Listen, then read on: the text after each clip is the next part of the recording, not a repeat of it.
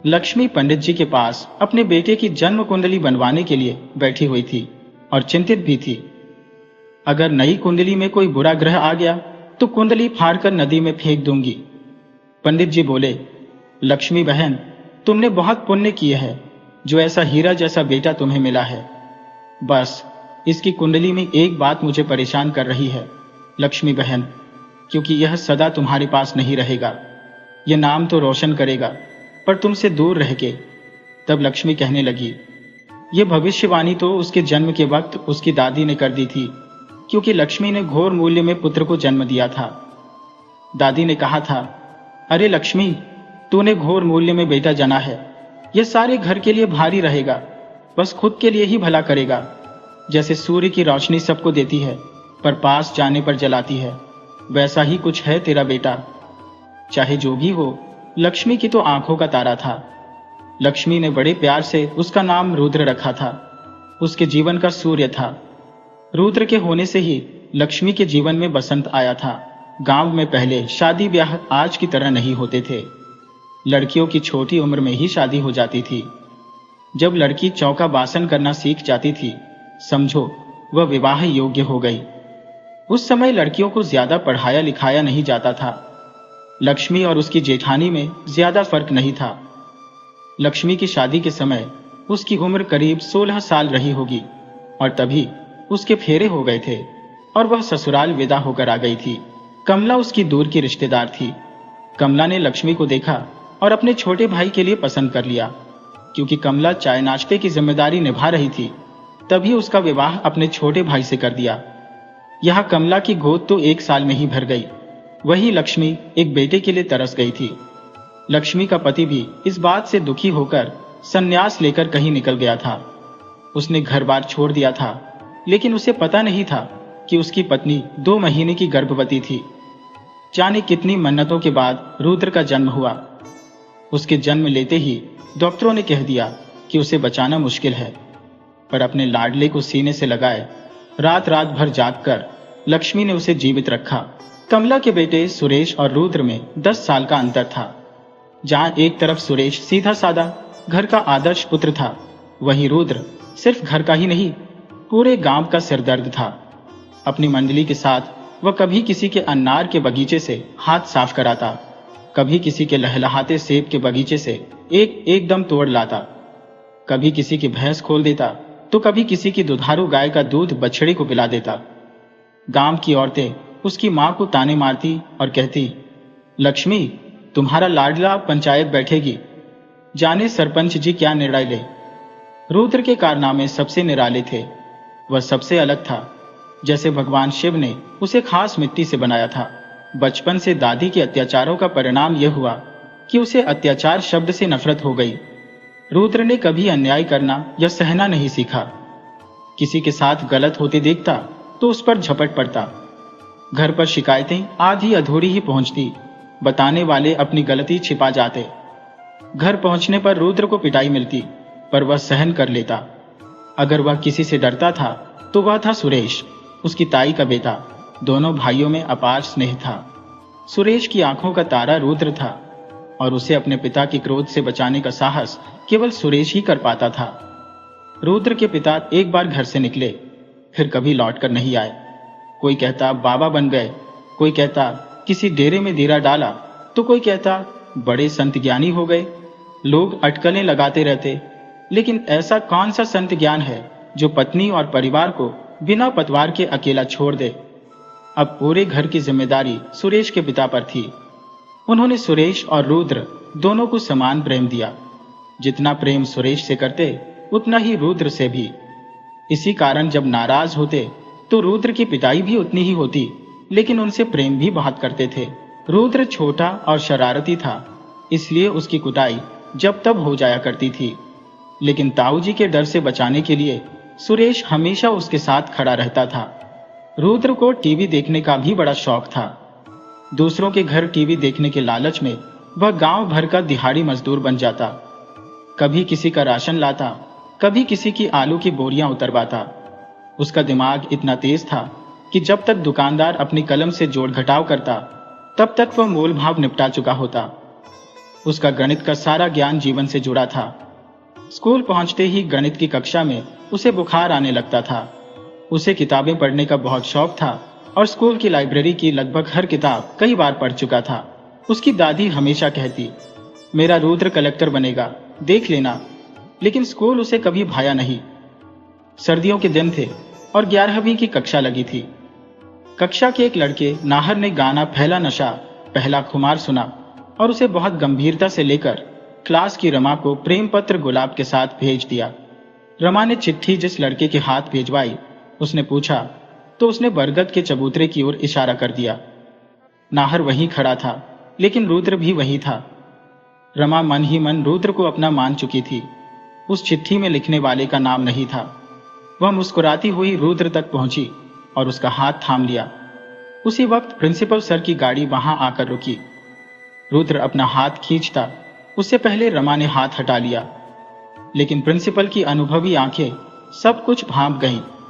पूछताछ पर रमा ने चिट्ठी प्रिंसिपल के हाथ में रखकर खुद को बेगुनाह बताया और रोते रोते रुद्र की ओर इशारा कर दिया। प्रिंसिपल ने रुद्र की खाल उधेड़ दी, पर वह चुपचाप पीड़ा सहता रहा। प्रिंसिपल की मार का बदला उसने ब्याज सहित नाहर से ले लिया था। रुद्र की इतनी कुटाई की कि उसके बाद नाहर स्कूल नहीं आया। नाहर के मन में रुद्र के लिए हमेशा के लिए नफरत बैठ गई। रमा के घर पर चिट्ठी कांड का पता चलने पर 2 महीने बाद ही रमा का विवाह हो गया। किसी तरह वह साल बीता। अगले साल की पढ़ाई के लिए सुरेश ने रुद्र को रुद्रपुर शहर भेज दिया। स्कूल खत्म कर रुद्र का दाखिला शहर के कॉलेज में हो गया।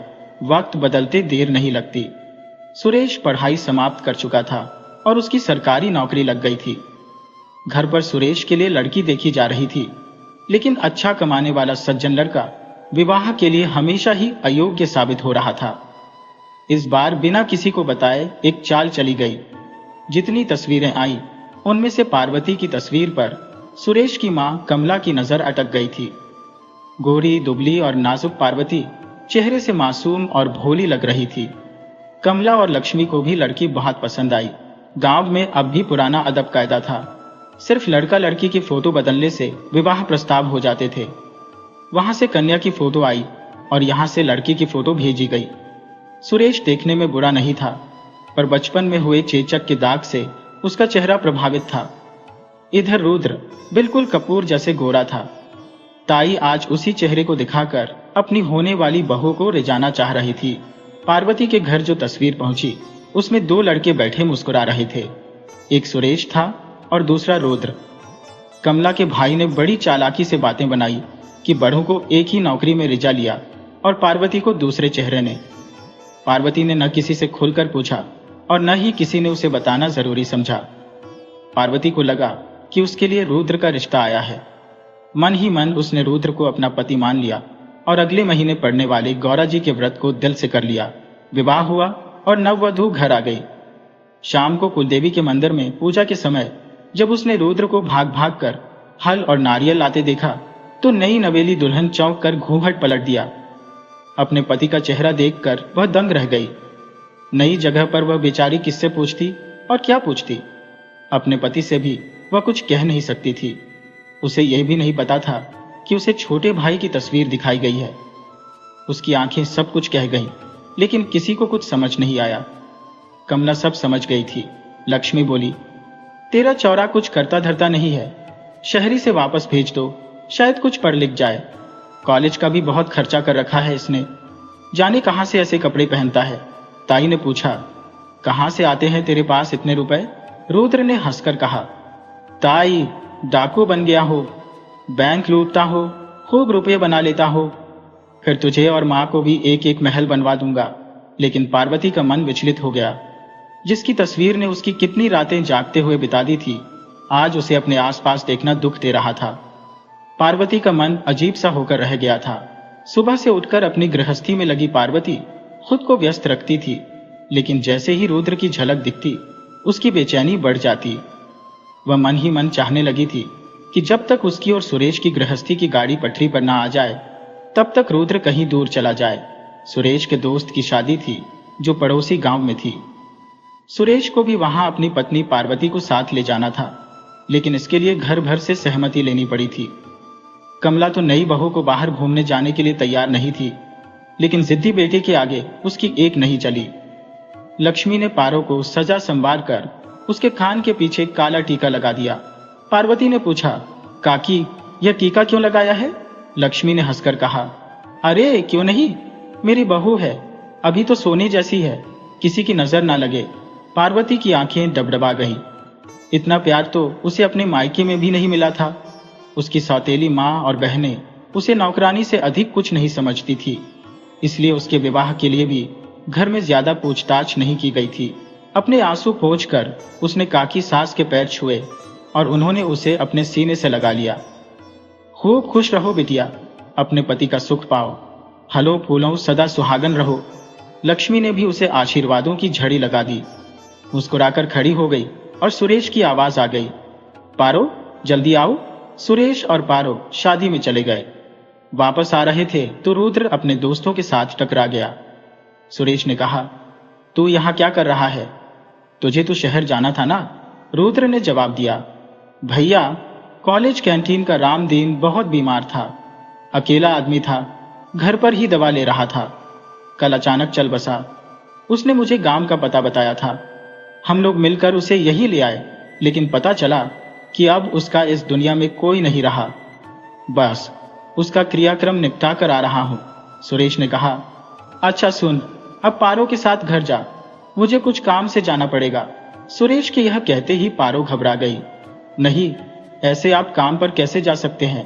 पारो ने कहा, आप भी घर तक चलिए मेरे साथ, फिर वहां से काम पर चले जाना।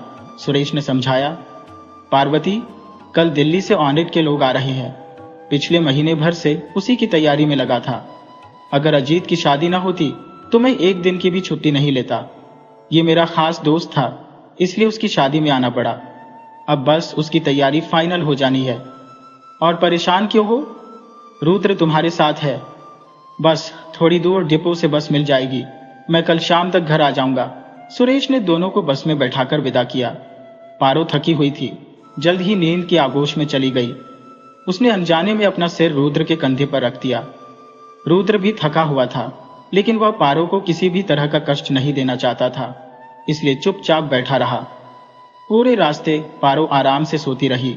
रुद्र का दामन हमेशा पाक रहा है, खासकर लड़कियों के मामले में। यही बात नाहर को सबसे ज्यादा चुभती थी, जो बचपन का दोस्त था, लेकिन अंदर से रुद्र से जलता था।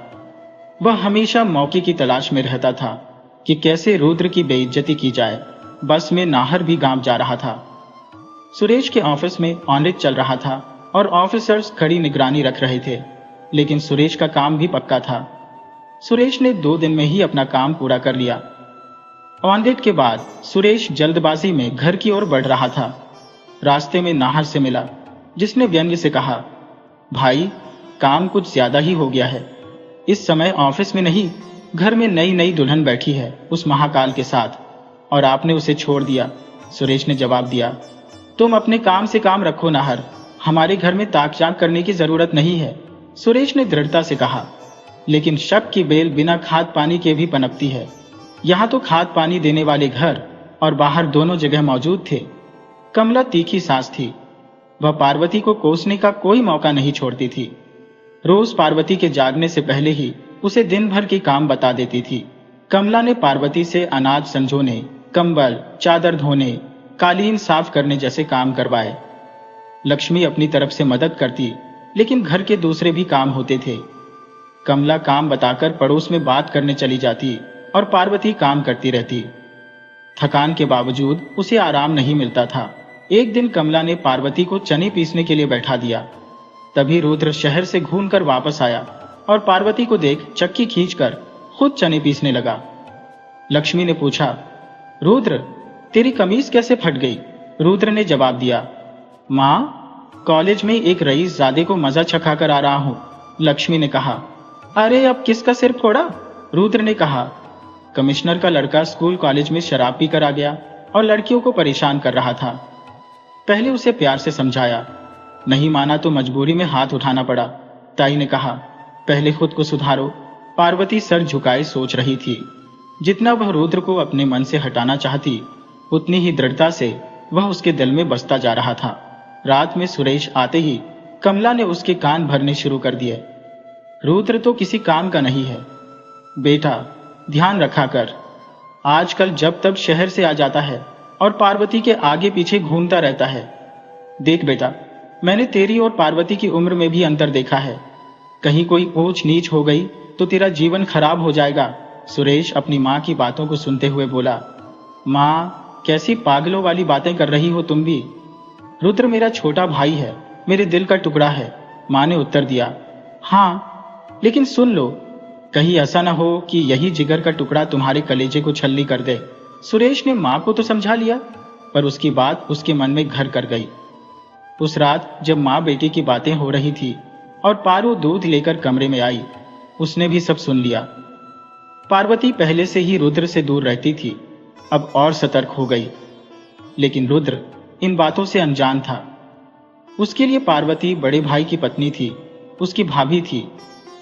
वह देवर के रिश्ते को निभाते हुए कभी उसके लिए अमरूद लाता, कभी बेरिया, कभी कहीं से केरी लाता, तो कभी नन्हा खरगोश पकड़कर उसके हाथ में थमा देता। लो, इसे अपने पास रखो, वह कहता। बिल्कुल तुम्हारी तरह सफेद है। अब सुरेश का ध्यान इन छोटी छोटी बातों पर जाने लगा था। एक दिन गांव में लगे मेले में रुद्र साथ चलने की जिद करने लगा। पार्वती उससे बचना चाहती थी, पर रुद्र अधिकार से उसके जीवन में घुसता चला जा रहा था। उस दिन तहसील में जमीन पट्टे का काम होने से माँ बेटा दोनों घर से बाहर थे। दोपहर के भोजन के बाद पार्वती अपनी कार की लक्ष्मी के कमरे में जमीन पर लेटी हुई थी और लक्ष्मी की बातें सुन रही थी कि अचानक रुद्र आ धमका। रुद्र ने माँ से कपड़े मांगते हुए कहा, माँ, मेरे कपड़े निकाल दो, जबरदस्त मेला लगा है। लक्ष्मी ने कमरे की बत्ती जला दी। रुद्र ने पार्वती को देखा और पार्वती लज्जा से बाहर चली गई। रुद्र को इससे कोई खास फर्क नहीं पड़ा। तैयार होकर वह घर से निकल गया। लक्ष्मी ने आवाज दी, अपनी भाभी को भी साथ ले जा, सारा दिन घर में पड़ी रहती है। पार्वती के लाख मना करने पर भी रुद्र ने उसकी नहीं सुनी। उसे मोटर बाइक पर बैठाकर मेला घुमाने ले गया।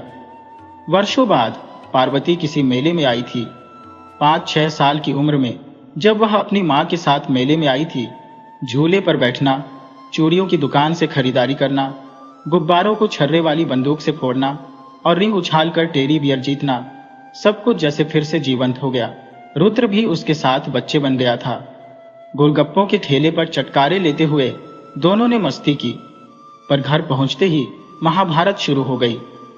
सुरेश ने आंगन में इंतजार कर रहे दोनों को घूर कर देखा। मुझसे बिना पूछे ही घूमने निकल गई, उसने गुस्से में कहा। बड़ा शौक है बाहर घूमने का, काम धाम छोड़कर बाहर घूमती फिरती है, लक्ष्मी ने समझाया। नहीं सुरेश, मैंने ही पार्वती को भेजा था, वरना वह तो घर ही बैठी थी। मुझे लगा सारा काम तो हो चुका है, बेचारी थोड़ी बाजार की रौनक देख ले, सुरेश ने कहा। उसकी गलती को अपने सिर मत लो। देखो, ये कोई वक्त है घर लौटने का? जाना ही था तो कम से कम रात का खाना तो बना जाती। अब इनके घूमने फिरने के कारण आपको और माँ को सारी रोटियां बेलनी पड़ी ना। पार्वती आंखों में आंसू लिए अंदर चली गई। रुद्र गाड़ी उठाकर वापस बाहर निकल गया, लेकिन उस रात पार्वती सो नहीं पाई। सुरेश का गुस्सा दुर्वासा ऋषि जैसा था। रात भर उसकी बेल्ट और लात घूंसे सहते हुए पार्वती के आंसू थम नहीं रहे थे। जब कोई व्यक्ति संकीर्ण मानसिकता अपना लेता है तो उसे सच्चाई का भान भी नहीं रहता। वह धीरे धीरे अपने मन में एक जटिल ताना बाना बुन लेता है, जिससे बाहर निकलना असंभव होता है। सुरेश भी सामान्य देवर भाभी के रिश्ते को प्रेमी प्रेमिका का रूप देने लगा। सुरेश, जो पहले कभी पार्वती से ऊंची आवाज में बात नहीं करता था, अब हर छोटी बड़ी बात पर उसे डांटने लगा। कभी गुस्से में उसकी थाली फेंक देता तो कभी चाय ठंडी होने पर बिना पिए ही छोड़ जाता। सुरेश अब शराब भी पीने लगा था और अक्सर बिना किसी वजह के झगड़ा शुरू कर देता।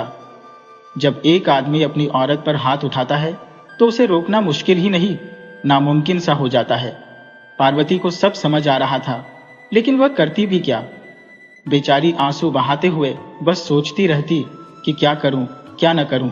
रुद्र से भी वह कुछ नहीं कह सकती थी, क्योंकि उस रात के बाद रुद्र घर नहीं लौटा था।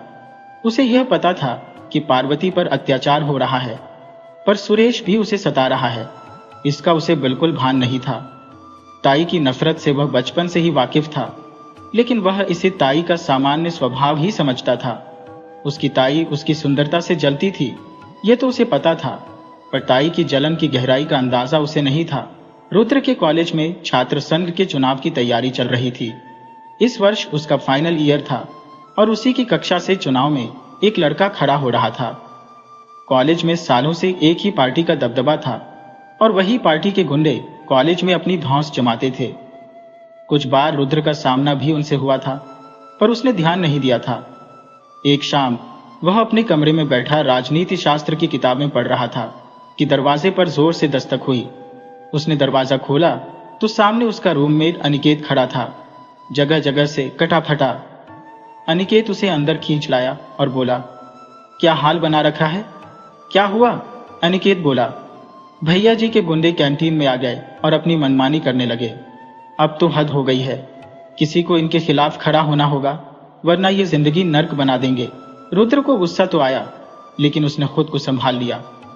तुम डरते रहोगे तो वो डराते रहेंगे, रुद्र ने कहा। अब तक उनसे भागने की बजाय उनका सामना नहीं करोगे तो वे ऐसे ही सर पर चढ़कर नाचेंगे। तुम खुद क्यों नहीं खड़े होते उनके खिलाफ? अनिकेत बोला, भाई इतनी हिम्मत होती तो ऐसे मार नहीं खाता। रुद्र ने मेडिकल किट लाकर उसकी पट्टी की और उसके लिए चाय और बिस्कुट लाया। अनिकेत ने कहा, आज भी खाना नहीं बनाया तूने? रुद्र हंसकर बोला, क्या करूं भाई, किताब पढ़ने बैठता हो तो कुछ और याद ही नहीं रहता। चाय पी, मैं फटाफट तेरे लिए कुछ बनाता हूं। रुद्र ने रसोई में जाकर 2 प्लेटों में नाश्ता बनाया। तभी गांव के मुन्ना काका कमरे में आए, हाथ में मिठाई का डिब्बा लिए। उन्होंने डिब्बा रुद्र और अनिकेत की तरफ बढ़ाते हुए कहा, रुद्र बेटा, हमारी बेटी की शादी तय हो गई है और जमीन का विवाद भी सुरेश ने सुलटा दिया है। बहुत खुश है हम। तुम्हारे घर भी गए थे मिठाई देने, लेकिन कोई मिला नहीं तो सोचा तुम्हें ही देते जाए। रुद्र ने सिर हिलाकर हाँ कहा। वह सोचने लगा, आखिर घर पर कोई भी कैसे नहीं था। अगले ही दिन शनिवार था और बहुत दिनों से वह घर नहीं जा पाया था। उसने अपने कुछ कपड़े बैग में ठूस लिए। अनिकेत ने कहा, इतनी पैकिंग तो कभी तूने की नहीं? रुद्र बोला, हाँ, इस बार सोच रहा हूं, हफ्ता भर रुककर ही आऊंगा। माँ भी नाराज रहती है कि घर नहीं आता। अब उन्हें क्या बताऊं कि किन सब कामों में फंसा हूं। सामान बांधकर वह बालकनी की तरफ चला गया। सावन मास का मेला लगा हुआ था। कमला और लक्ष्मी भी मेला देखने जा रही थी। लक्ष्मी ने पार्वती से साथ चलने के लिए पूछा, पर घर के काम की वजह से पार्वती रुक गई। देर रात सुरेश घर आया। पार्वती ने उसकी थाली परोसी, जिसमें कद्दू की सब्जी देखकर सुरेश भड़क गया। उसने गुस्से में कहा, कितनी बार कहा है कद्दू मत बनाया कर, पर तेरे दिमाग में भूसा भरा है। पार्वती ने कहा, अम्मा जी ने कहा था इसलिए बनाना पड़ा। मैं अभी कुछ और बनाकर ले आती हूं। सुरेश चिल्लाने लगा, बस कर, ये पतिव्रता वाला नाटक। मुझे सब पता है, मेरे पीछे तुम दोनों के बीच क्या चल रहा है। इसी के लिए कद्दू बनाया है ना? मुझे पता है, रुद्र को कद्दू बहुत पसंद है। पार्वती बोली, ऐसा नहीं है, आप गलत समझ रहे हैं। सुरेश ने गुस्से में कहा, अब तू मुझे समझाएगी? तेरी इतनी हिम्मत? मेरे घर में सब मेरे हिसाब से चलता है, वरना छोटी पकड़कर खींचकर बाहर फेंक दूंगा। एक बार रात भर ओस में पड़ी रहेगी, तब अक्ल ठिकाने आएगी। पार्वती ने कहा, आप इतना नाराज क्यों हो रहे हैं? बैठिए, मैं कुछ और बनाकर ले आती हूँ। सुरेश ने गुस्से में थाली उठाई और पार्वती पर फेंक दी। वह तेज बारिश में बाहर निकल गया। शक से भरी आंखों के पीछे खड़ा रुद्र ये सब देख रहा था। हर शनिवार कॉलेज की छुट्टी के बाद वह घर आता था, पर इस बार बहुत समय बाद लौटा था।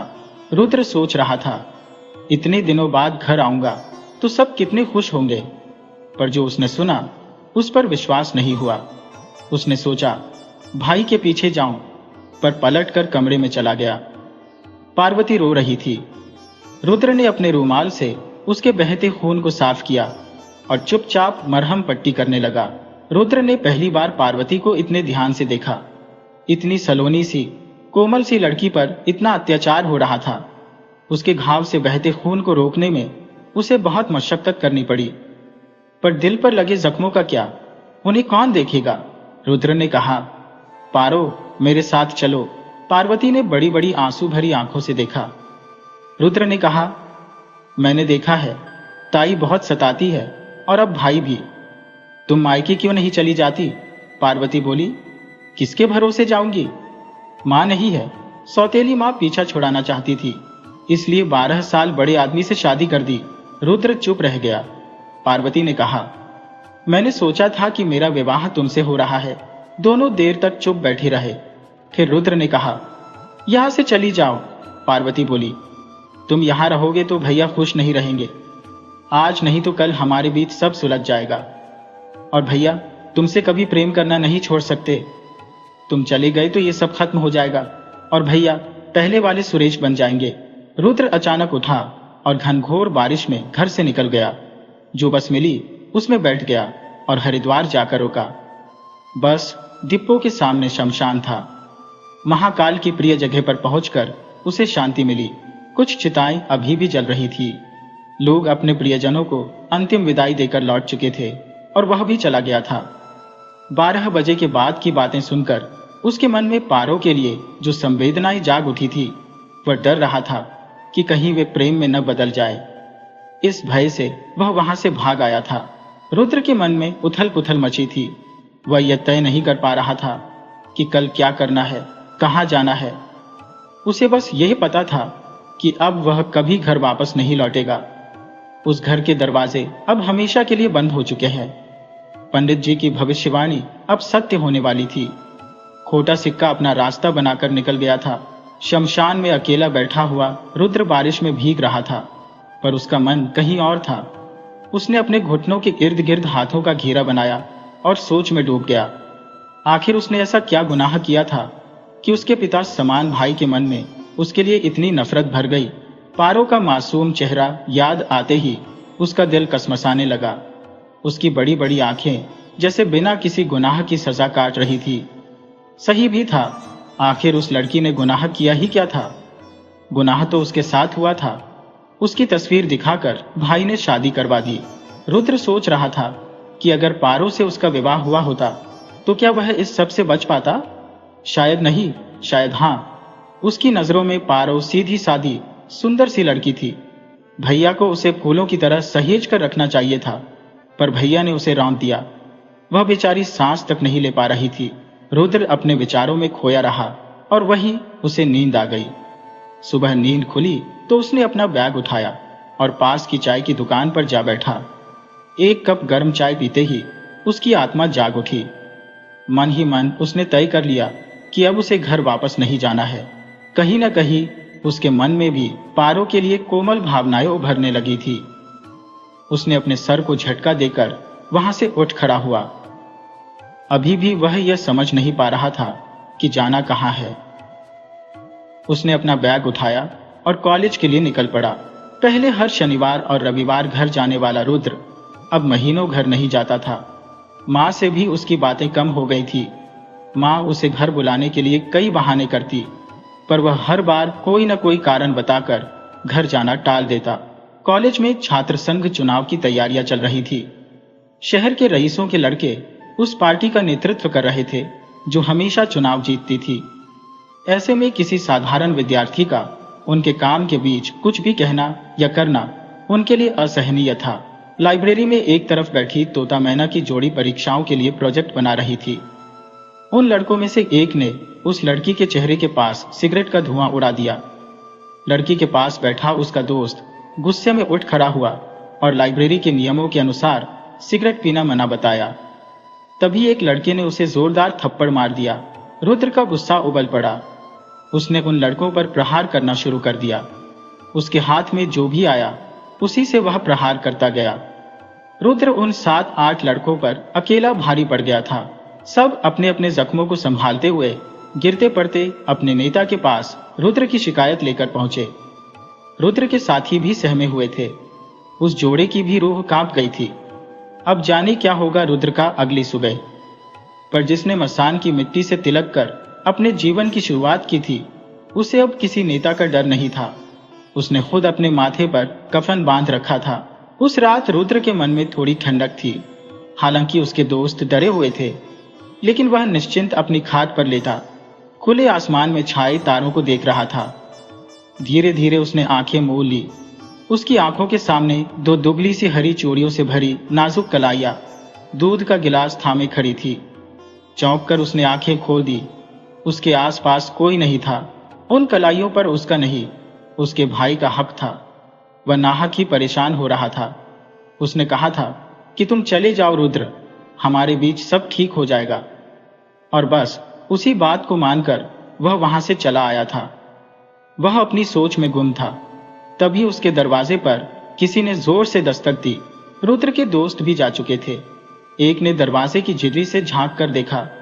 बाहर सुबह वाली गुट के लड़के और उनका नेता खड़ा था। रुद्र के अलावा बाकी दोनों दोस्तों के प्राण सूख गए।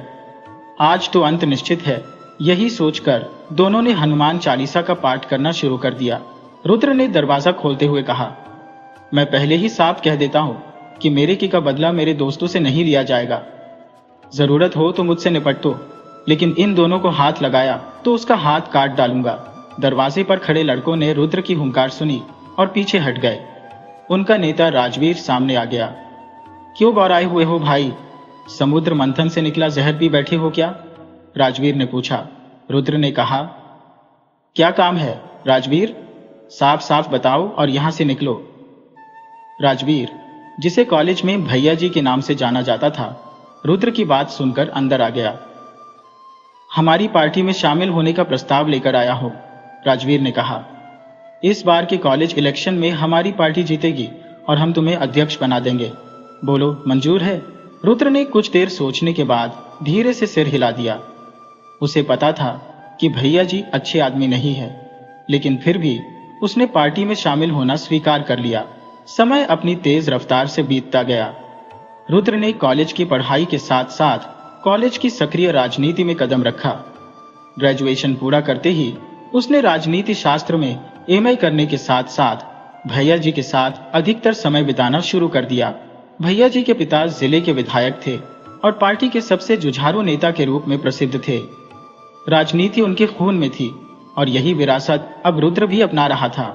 वर्षों की अथक परिश्रम का उद्देश्य था कि उनके उत्तराधिकारी सीधे मुख्यमंत्री की कुर्सी के योग्य बने। पार्टी के प्रति उनकी निष्ठा और समर्पण का यह फल था। उनकी पार्टी में उनकी अद्वितीय धाक थी। चुनाव करीब थे और मंत्री जी के निमंत्रण पर विधायक और अन्य सदस्य उनके साथ बैठक में सम्मिलित हुए थे। बैठक की गोपनीय बातचीत बाहर नहीं आ सकी, लेकिन दोनों प्रतिष्ठित राजनीतिज्ञों ने मिलकर कुशल रणनीति तैयार की। रुद्र का एक मित्र जमीन के व्यापार से जुड़ा हुआ था, जबकि कुछ कोयले के कारोबार में लगे थे, और रुद्र दोनों ही से जुड़े पैसों को बढ़ाने में जुट गया। उसके मस्तिष्क में एक बात और घर कर गई थी कि यदि उसके पिता उसे और उसकी मां को छोड़कर नहीं जाते तो उन्हें कभी कोई अभाव नहीं होता। आखिरकार वह अब तक रुपये पैसों के लिए ही अपने ताऊजी पर निर्भर था। यदि उनके पास धन होता तो वह अपनी मां को हमेशा के लिए वहां से निकालकर अपने साथ रखता। विचार करते करते उसका मन एक नाम पर आकर अटक जाता, पारो। क्या यदि उसके पास ढेर सारे पैसे होते तो वह पारो को भी अपने साथ ले आता? क्या वह उसके साथ आ जाती? क्या उनका साथ रहना समाज को स्वीकार्य होता? यह प्रश्न उसके मन में उठते रहते और वह इन्हीं शराब के गिलास में डुबोकर अपने कार्य में डूब जाता। उसकी जिम्मेदारियां और व्यस्तता ऐसी थी कि जब कभी उसे थोड़ा समय मिलता तो घर वालों के चेहरे उसकी याद में आते।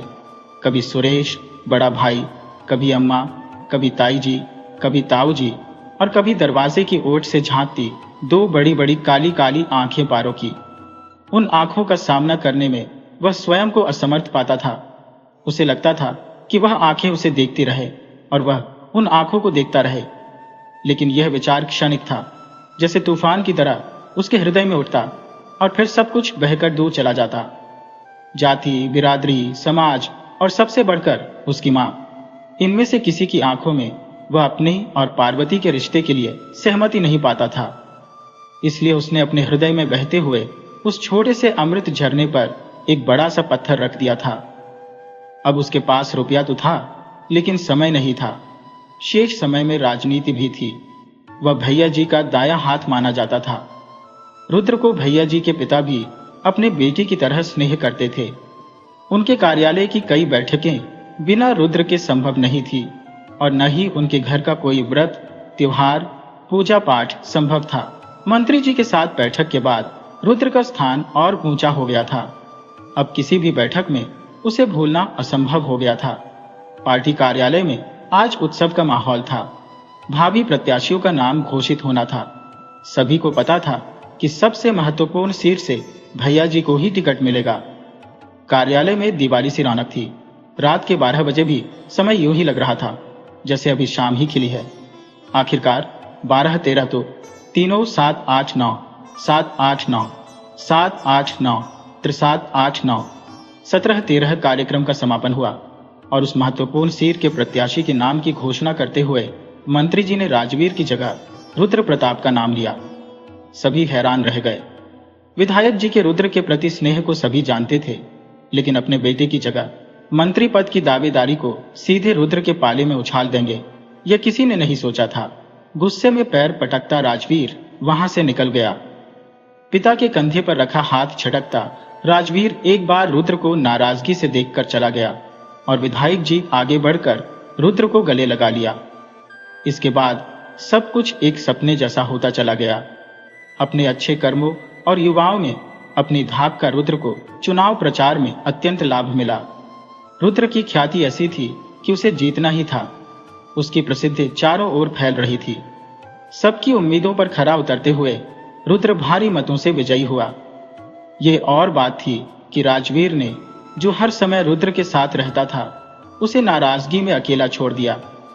रुद्र के बार बार मनाने पर भी राजवीर ने फिर उस दिन के बाद उसका चेहरा नहीं देखा। हालांकि उसके पिता रुद्र के विजय होने तक उसके साई की तरह उसके साथ बने रहे। आज महीनों बाद रुद्र ने अपनी मां को फोन किया। वो भले ही न करे, पर हर हफ्ते उसकी मां बिना बोले ही उसे फोन करके उसका हालचाल पूछ लिया करती थी। बिना पूछे ताया जी और ताई जी की भी खबरें सुना देती थी, पर जिसके बारे में जानना चाहता था उसके बारे में कुछ नहीं कहती थी। त्योहारों के समय बस कभी कभी एक दो बातें कह देती, जैसे दिवाली के लिए पार्वती ने लड्डू बनाए थे, बड़ा स्वाद है बहू के हाथ में। या होली पर तेरी ताई ने बहू को मायके नहीं जाने दिया, बेचारी जब से ब्याह कर आई है मायके का मुंह तक नहीं देखा। इससे ज्यादा वो ना बताती थी और ना ही रुद्र पूछता था। आम चुनाव जीतने के बाद उसे मंत्री जी को धन्यवाद देने जाना था, पर इससे पहले जाने क्यों उसने अपनी खुशी साझा करने के लिए अपनी मां को फोन लगाया। मां की जगह ताई ने फोन उठाया। रुद्र की आवाज सुनते ही ताई बिखर गई। तू कहां चला गया? अरे छोरे, अब क्या मेरे मरने पर ही वापस आएगा? तेरा भाई महीनों से पेट में तेज दर्द की शिकायत कर रहा है। 2 दिन पहले डॉक्टर को दिखाया तो उसने तुरंत भर्ती कर लिया। हो सके तो एक बार आजा बेटा, हो सकता है तेरे आने से ही उसके प्राण वापस आ जाए। आएगा ना तू रुद्र?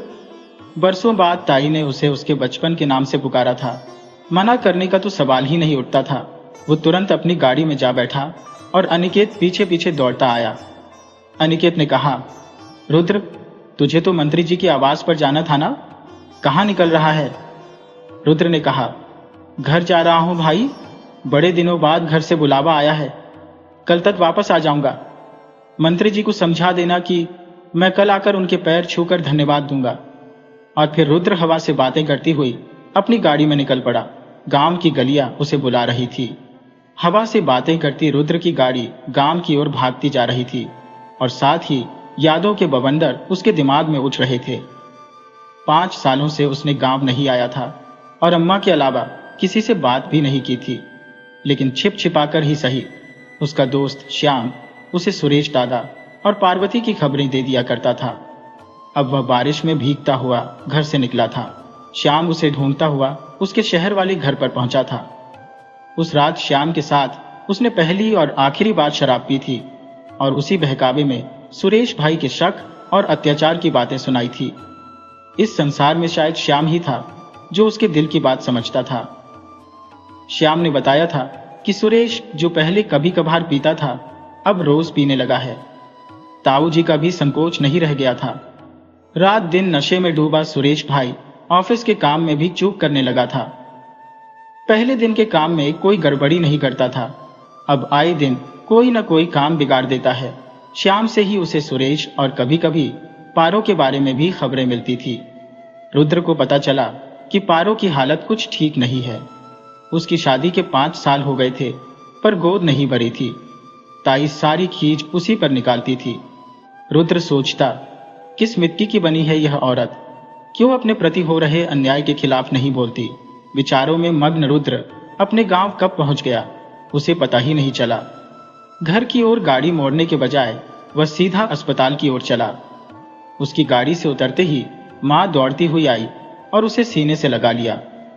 मां ने बिना बोले ही जाने कितने वर्षों की शिकायत और उलाहने आंसुओं में बहा दिए। बेटे के सीने से लगी मां रोती रही और बेटा उसके सर पर हाथ फिराकर सांत्वना देता रहा। मां को संभालकर एक ओर करके रुद्र ताऊ जी और ताई जी की ओर बढ़ गया। दोनों को प्रणाम करके उसने सिर उठाया तो ताई जी की आंखें दबदबा आई और रुद्र को सीने से लगाकर वो भी रोने लगी। शायद परिस्थितियां इंसान को ऐसे ही कमजोर कर देती है। आज तक अपने बेटे के गर्भ में झूमती, अपने सामने किसी को कुछ नहीं समझने वाली ताई जी आज ईश्वर की करनी के सामने सिर झुकाए खड़ी थी। उन्हें समझ में नहीं आ रहा था कि उन्होंने जो किया उसका परिणाम इतना घातक हो सकता है। अपने कड़वे स्वभाव के कारण ही उन्होंने हमेशा पारो को नाखूनों के नीचे दबाए रखा था। उनकी सोच थी कि अगर पति अपनी पत्नी के साथ बहुत खुश रहेगा तो मां को भूल जाएगा और घर में पारो का राज चलने लगेगा। इसी उलझन में कमला ने अनजाने में ही सही अपने बेटे के घर में आग लगा दी थी और आज उसकी आंखों के सामने उसका अपना बेटा झुलस गया था।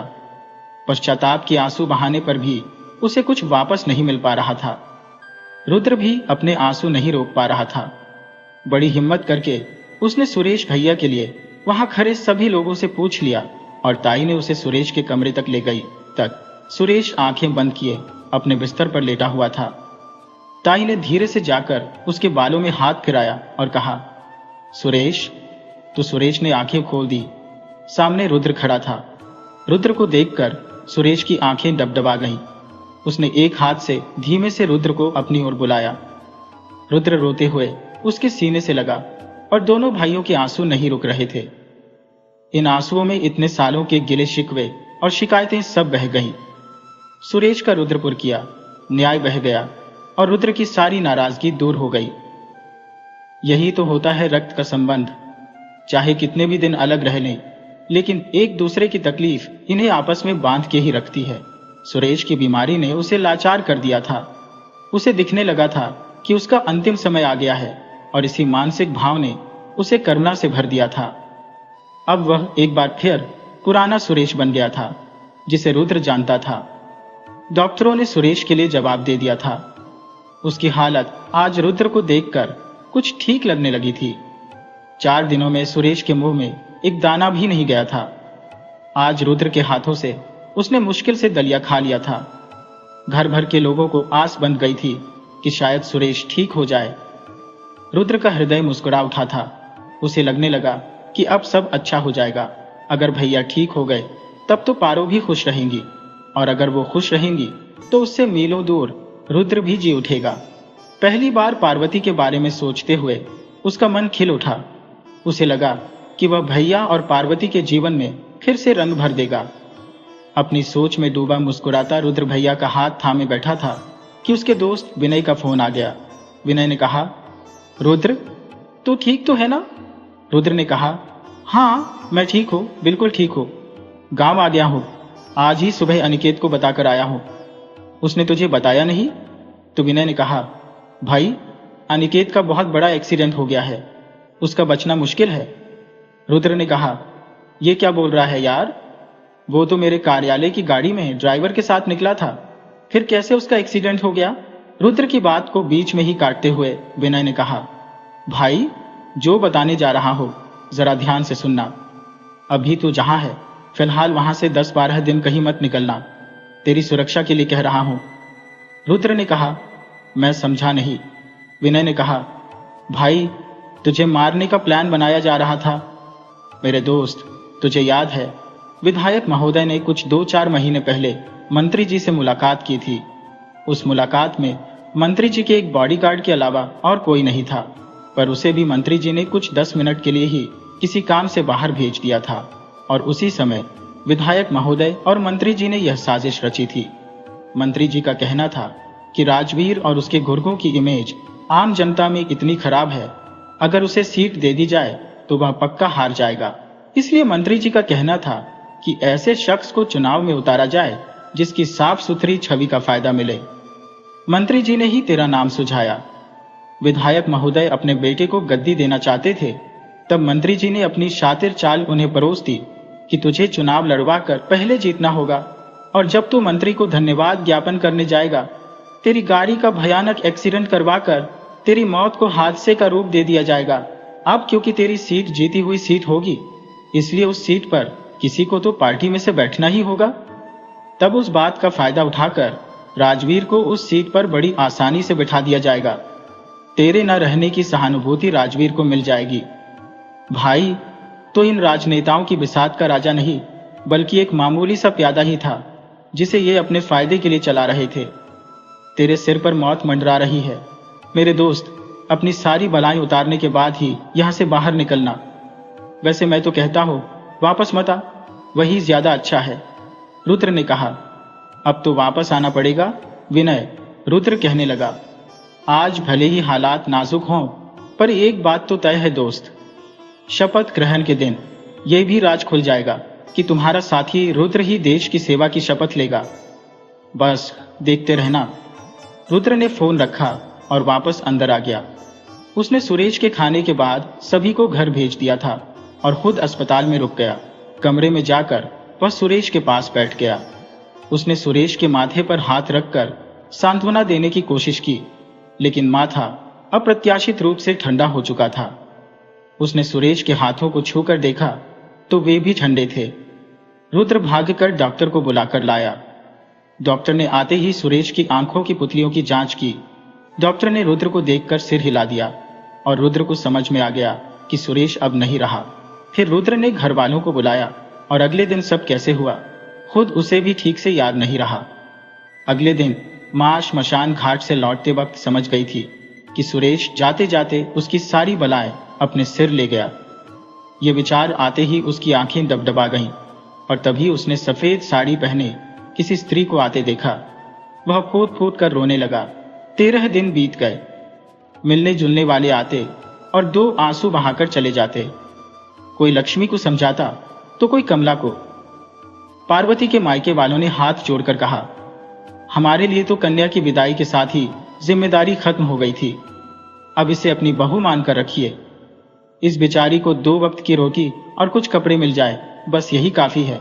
पार्वती की सौतेली मां ने जाते जाते उसे गले लगाने की कोशिश की, लेकिन पार्वती दूर हट गई।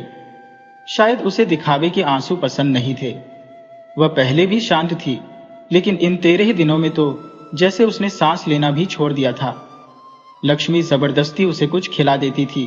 कमला पहले जिसकी जबान से जहर निकलता था, अब हर किसी को बेटा बेटा बोलकर अपने कलेजे को ठंडक पहुंचाने की कोशिश कर रही थी। लक्ष्मी और कमला की ननद घर के कामकाज में लगी थी, लेकिन पार्वती को लेकर चिंतित थी। सारी रस्में खत्म हो चुकी थी। अगले दिन बुआ जी की वापसी थी। बुआ जी आंगन में बैठकर कहने लगी, अब इस लड़की का क्या करोगी कमला भाभी? कमला ने कहा, बहू है हमारी, हमारे साथ रहेगी। बुआ जी ने कहा, कैसी बातें कर रही हो भाभी? जवान विधवा को साथ रखना ठीक नहीं है। मैं तो कहती हूँ वृंदावन में किसी आश्रम में छोड़ दो। वहां ऐसी ही औरतें रहती हैं, उन्हें सिलाई कढ़ाई सिखाई जाती है ताकि वे अपनी रोजी रोटी कमा सके। लक्ष्मी इन बातों से व्यथित होकर बहाने से भीतर चली गई, लेकिन सबने बुआ जी की बातें सुन ली थी। लक्ष्मी पार्वती के पास आई और उसे गले लगाकर कहने लगी, बेटा ऐसे मत रो, सब ठीक हो जाएगा। इतने दिनों में रुद्र पहली बार पार्वती के कमरे में आया था। उसने कहा, मां कुछ कहना था तुमसे। लक्ष्मी ने उसकी ओर देखा। रुद्र कुछ कहता तभी उसका फोन बजने लगा। वह फोन पर बातें करते हुए बाहर चला गया। अगले दिन शपथ ग्रहण समारोह होना था। विनय का फोन था। अनिकेत भी अब ठीक था। यह सुनकर रुद्र को थोड़ा सुकून मिला। उसने सोचा, अब भैया जान मेरी जानी है, पर तुमने मेरी बला अपने सिर ले ली। अब यह जिंदगी आपकी अमानत है। रुद्र ने खुद से वादा किया कि वह विधायक और उसके बेटे से बदला लेकर रहेगा। अनिकेत से कहने लगा, मेरी मेहनत से जीती हुई मेरी सीट पर राजवीर नहीं बैठ सकता। अब सत्ता का पावर क्या है मैं उन्हें दिखा दूंगा। रुद्र को अगले दिन सुबह ही निकलना था। जिस दिन से वह आया था उसकी पार्वती से ठीक से बात तक नहीं हुई थी, लेकिन उससे बात करने से पहले उसे घर वालों के विचार भी जानने थे। अगली सुबह अपनी समझाइश के बाद कमला और लक्ष्मी पर एक बार फिर तिरस्कार करते हुए बुआ जी अपने गांव के लिए रवाना हो गई। उनके जाने के बाद रुद्र ने भी अपना सामान समेट लिया। लक्ष्मी सभी के लिए चाय लेकर आंगन में आई, तभी दरवाजे पर किसी ने जोर से दस्तक दी। आंगन में बैठी सभी की नजरें दरवाजे की तरफ मुड़ गईं। दरवाजे पर लंबी घनी दाढ़ी और गेरुआ वस्त्र में रुद्र के पिता खड़े थे। भतीजे की अचानक मृत्यु से विरक्त हुए सन्यासी को वापस गृहस्थ जीवन में लाया गया था। भीतर आकर उन्होंने अपनी बड़ी भाभी और भाई के चरण स्पर्श किए और बैठ गए। रुद्र ने अपने पिता के पैर छुए और एक ओर खड़ा हो गया। पिता ने कहा, तुझे किसी महत्वपूर्ण कार्य के लिए शहर जाना था ना, तो जा, देर मत कर। अब तेरे नाम का सूर्य उदय होने जा रहा है। रुद्र कभी अपने पिता को कभी अपनी मां को देखता खड़ा रहा। लक्ष्मी ने अपने आंसू पोंछकर अपने पति के चरण स्पर्श किए। उन्होंने कहा, एक गिलास पानी देना और चाय भी बना देना। याद रखना, मैं कप में चाय नहीं पीता।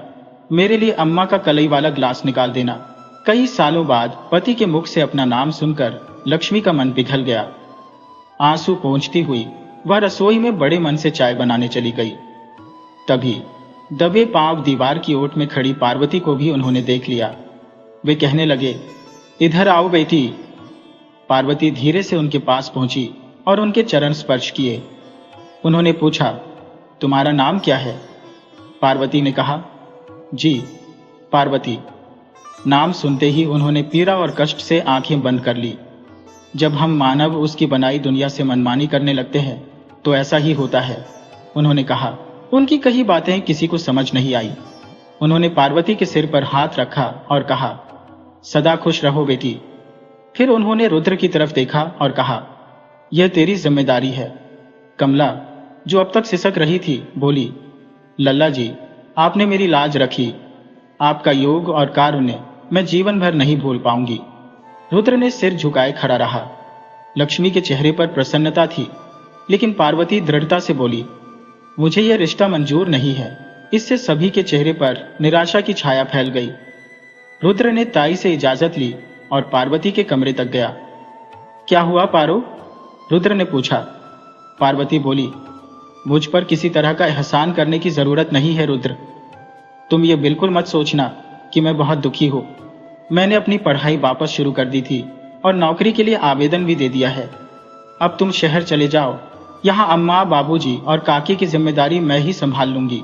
रुद्र ने एक बार फिर सबके पैर छुए और बाहर निकल गया।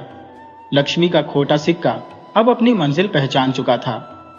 पिछली बार के पलायन और इस बार के निर्गमन में बहुत फर्क था। पिछली बार वह सब कुछ छोड़कर गया था। इस बार वह आत्मविश्वास से भरकर सफलता की गद्दी पर विराजमान होकर वापस लौटने की उम्मीद में जा रहा था। और इस बार वह पार्वती को मनाने की कोशिश जरूर करेगा।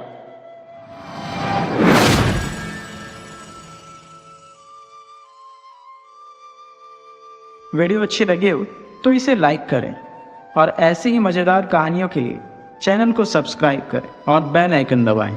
ज़्यादा से ज़्यादा अपने दोस्तों को शेयर करें। धन्यवाद।